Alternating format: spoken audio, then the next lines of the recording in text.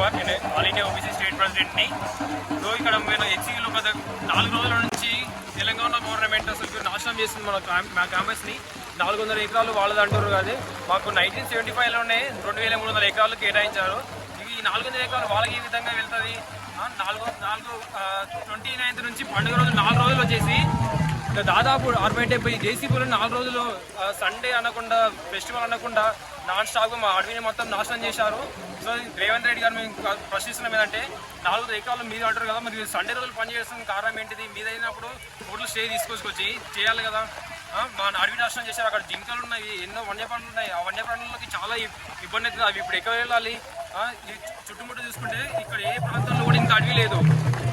ఈ అడవికి మన హైదరాబాద్ అనేది, మా క్యాంపస్ అనేది ఈ చుట్టుపక్కల అందరికీ కూడా లంగ్స్ లాంటిదండి. ఈ లంగ్స్ని ఇప్పుడు ఖరాబ్ చేసి ఇప్పుడు మనం ఏ విధంగా ఆక్సిజన్ ఎట్లా పీల్చుకుంటారు మరి అందరు మరి? సో రేవంత్ గారు ప్రశ్నించడం ఏంటంటే తక్షణమే ఆపేసాలి. ఇది మాకు ట్రాన్స్ఫర్ చేయాల్సిందిగా. మీరు ఏ డెవలప్మెంట్ చేస్తున్నారు కానీ మేము ప్రోత్సహిస్తాం, కానీ డెవలప్మెంట్ అనేది విద్య కూడా ఒక డెవలప్మెంటే. ఈ అడవిని నాశనం చేసి మరీ డెవలప్మెంట్ చేయడం ఎందుకండి? వేరే చాలా హైదరాబాద్లో చాలా ప్లేస్లో ఖాళీగా ఉన్నాయి భూములన్నీ. మీరందరూ కూడా అక్కడ వెళ్ళి చేయాల్సిందిగా కోరుతున్నాము.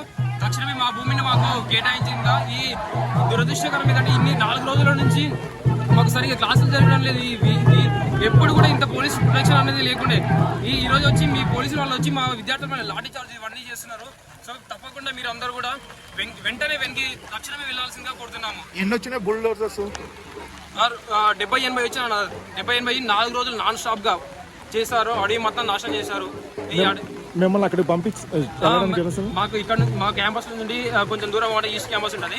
ఆ క్యాంపస్ కి మేము వెళ్ళాలంటే మమ్మల్ని పర్మిషన్ అడుగుతున్నారు. మా క్యాంపస్ లో మాకు పర్మిషన్ ఏంటిది ఇవ్వడానికి?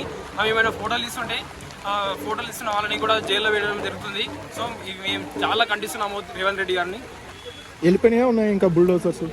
నిన్న కోర్టు స్టే ఇచ్చినా కూడా వాళ్ళు బుల్డోజర్ వెళ్ళలేదు. అక్కడ ఆపారు.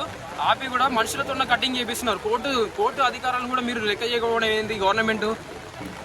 ఇప్పుడు ఈ భూములన్నీ గవర్నమెంట్ అంటున్నారా మీ అంటున్నారా?